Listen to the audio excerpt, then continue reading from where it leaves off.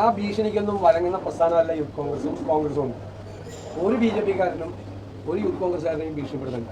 പാലക്കാടത്തെ ജനങ്ങൾ വൻപിച്ച ഭൂരിപക്ഷത്തിൽ വിജയിപ്പിച്ച ജനപ്രതിനിധി രാഹുൽ മാങ്കൂട്ടത്തിൽ പാലക്കാട് ഇറങ്ങും, കേരളത്തിൻ്റെ എല്ലാ ഭാഗത്തും. ഇതെല്ലാം വെറുതെ ഭീഷണികളാണ്. അത് അവരുടേതായ ഒരു രീതിയാണ്. അത്തരം ഭീഷണികൾക്കൊന്നും വഴങ്ങില്ല. ഞങ്ങൾക്ക് രാഹുൽ മാങ്കൂട്ടത്തിനെ അടക്കമുള്ള മുഴുവൻ യൂത്ത് കോൺഗ്രസ് പ്രവർത്തകരെയും സംരക്ഷിക്കാൻ ഉള്ള സംവിധാനം കേരളത്തിലെ കോൺഗ്രസിൻ്റെ. ഞങ്ങൾ അവരെ സംരക്ഷിക്കും. ഒരു BJP-കാർക്കും ഭയപ്പെടുത്തേണ്ട ഒരാവശ്യമില്ല. എനിക്ക് നിങ്ങളോട് പറയാനുള്ള ഒരു പ്രധാനപ്പെട്ട കാര്യം, കേരളത്തിലെ സർക്കാർ മുനമ്പത്തിലെ ജനങ്ങളെ വഞ്ചിക്കുകയാണ്. നിങ്ങൾക്ക് എല്ലാവർക്കും അറിയാം, ഫറൂഖ് കോളേജ് മാനേജ്മെന്റ് കൊടുത്ത കേസ് വഖഫ് ട്രൈബ്യൂണലിൽ നിൽക്കുമ്പോഴാണ് സംസ്ഥാന സർക്കാരിന്റെ നിയന്ത്രണത്തിലുള്ള വഖഫ് ബോർഡ് പോയി ഹൈക്കോടതിയിൽ പോയി വഖഫ് ട്രൈബ്യൂണലിന്റെ നടപടിക്രമങ്ങൾക്ക് സ്റ്റേ വാങ്ങിച്ചിരിക്കുകയാണ്. അതിൻ്റെ അകത്ത് വലിയൊരു ഗൂഢാലോചന നടന്നിട്ടുണ്ട്. മെയ് 19-ാം തീയതി ഇപ്പോഴത്തെ വഖഫ് ട്രൈബ്യൂണലിന്റെ കാലാവധി തീരുകയാണ്. മെയ് 29-ാം തീയതി വരെ സ്റ്റേ വാങ്ങിച്ചിരിക്കുകയാണ്. അതിനർത്ഥം ഇപ്പോഴത്തെ വഖഫ് ട്രൈബ്യൂണൽ മുനമ്പം നിവാസികൾക്ക് അനുകൂലമായിട്ടുള്ളൊരു നിലപാട് സ്വീകരിക്കും എന്ന് ഭയന്നിട്ടാണ് സർക്കാർ ഇത് ചെയ്തിരിക്കുന്നത്. ട്രൈബ്യൂണലിൽ നിന്ന് നീതിപൂർവമായൊരു വിധി ഉണ്ടാകുമെന്നാണ് മുനമ്പത്തെ ജനങ്ങൾ വിശ്വസിച്ചിരുന്നത്. ആ ട്രൈബ്യൂണലിനെ കൊണ്ട് വിധി പറയിപ്പിക്കാതിരിക്കാൻ സർക്കാരിന്റെ കീഴിലുള്ള വഖഫ് ബോർഡ് വഖഫ് മന്ത്രിയുടെ കൂടി അനുമതിയോട് കൂടിയാണ് കോടതിയിൽ പോയി ഇത് സ്റ്റേ മേടിച്ചിരിക്കുന്നത്.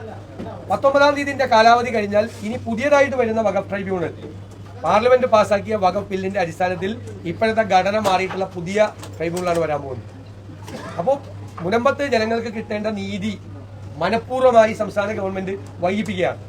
എന്നിട്ടാണ് സംഘപരിവാറിന്റെ ഒരു അജണ്ട, ക്രൈസ്തവ മുസ്ലിം ജനവിഭാഗങ്ങളെ മുനമ്പത്തിന്റെ പേരിൽ തമ്മിലടിപ്പിക്കാനുള്ള സംഘപരിവാർ അജണ്ടയ്ക്ക് വഴിയൊരുക്കി കൊടുക്കുകയാണ്. ശരിക്കും മുനമ്പത്തെ ജനങ്ങളെ സംസ്ഥാന സർക്കാർ അവരുടെ കീഴിലുള്ള ഈ വഖഫ് ബോർഡ് പൂർണ്ണമായി വഞ്ചിക്കുകയാണ്. അവരെ നിയന്ത്രിക്കാനുള്ള അധികാരം, അവകാശം സെക്ഷൻ 97 അനുസരിച്ച് സംസ്ഥാന സർക്കാരിനുണ്ട്.